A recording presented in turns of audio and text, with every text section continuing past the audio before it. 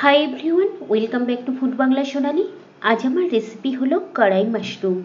এটা কিন্তু একটা ভীষণই সুস্বাদু অ্যান্ড টেস্টি রেসিপি।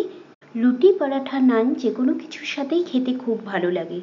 তো চলুন দেখে নেওয়া যাক কড়াই মাশরুম তৈরি করার জন্য আমাদের কি কি ইনগ্রেডিয়েন্টস দরকার।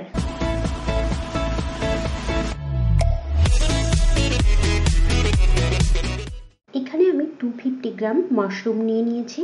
কিউব সাইজ করে কাটা একটা পেঁয়াজ, হাফ পিস কিউব সাইজ করে কাটা red bell pepper, half piece cube size করে কাটা yellow bell pepper, half piece cube size করে কাটা সবুজ ক্যাপসিকাম, এক পিস পেঁয়াজ কুচি, একটা টমেটো কুচি, আর 5 থেকে 6টা রসুনের কোয়া, আর 1 টেবিল চামচ আদা কুচি।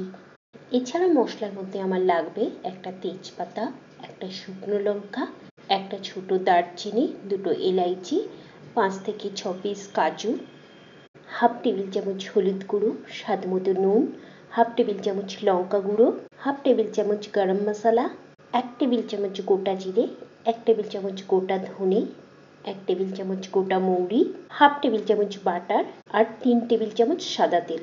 এছাড়া আর লাগবে 2 টেবিল চামচ ক্রিম। তো চলুন শুরু করা যাক আজকের রেসিপি। প্রথমে আমি গ্যাস ওভেনের উপরে একটা কড়াই নিয়ে নিয়েছি।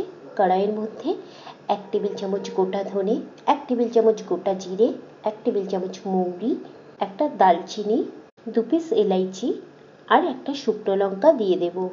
একটু নাড়াচাড়া করে মিডিয়াম ফ্লেমে 2 মিনিট মতো গোটা মশলাগুলোকে ভেজে নেব। আর কন্টিনিউয়াসলি খুন্তি দিয়ে নাড়তে থাকবো যাতে মশলাগুলো পুড়ে না যায়।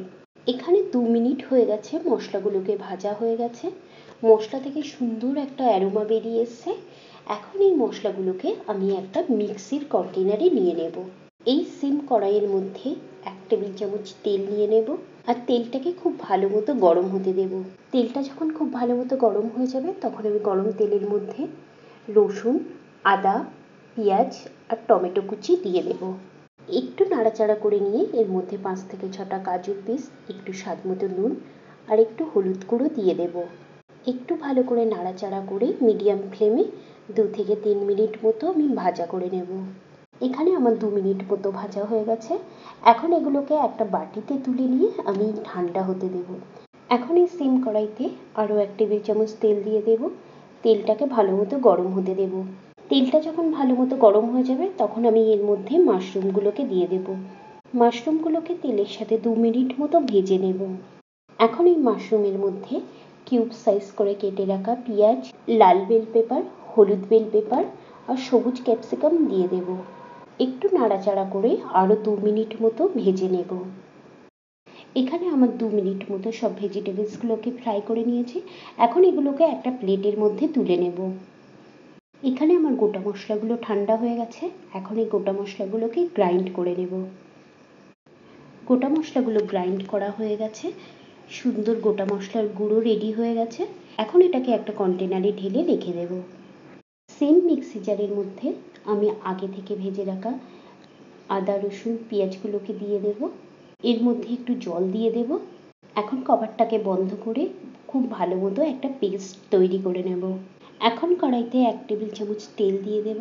তেলটা যখন ভালো মতো গরম হয়ে যাবে তখন গরম তেলের মধ্যে একটা তেজপাতা আর গ্রাইন্ড করা পেঁয়াজ, আদা, রসুনের পেস্ট, 1 টেবিল চামচ গোটা মশলার গুঁড়ো, 1/4 টেবিল চামচ হলুদ গুঁড়ো, হাফ টেবিল চামচ লঙ্কা গুঁড়ো আর স্বাদ মতো নুন দিয়ে ভালো করে নাড়াচাড়া করে মশলাগুলোকে ভালো করে কষিয়ে নেব।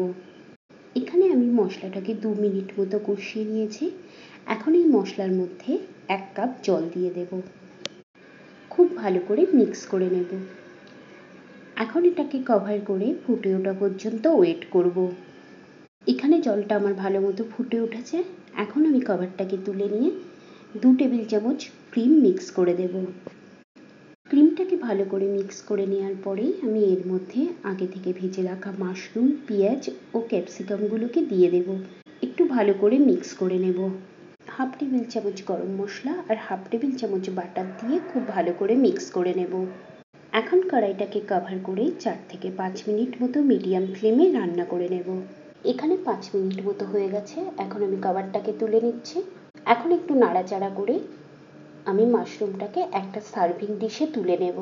এখানে আমি একটু গ্রেভি রেখেছি, আপনারা চাইলে গ্রেভি না রেখে এটা একদম শুকনো করে নিতে পারেন। রেডি হয়ে গেছে টেস্টি কড়াই মাশরুম। এটা আপনারা আপনাদের বাড়িতে তৈরি করুন আর আপনাদের ফিডব্যাকটা আমার কমেন্ট সেকশনে দিয়ে দিন। আশা করি আমার ভিডিওটি আপনাদের ভালো লেগেছে। আর নতুন নতুন টেস্টি রেসিপির আপডেট পেতে হলে আমার চ্যানেলটিকে সাবস্ক্রাইব করুন আর বেল আইকনটিকে ক্লিক করুন।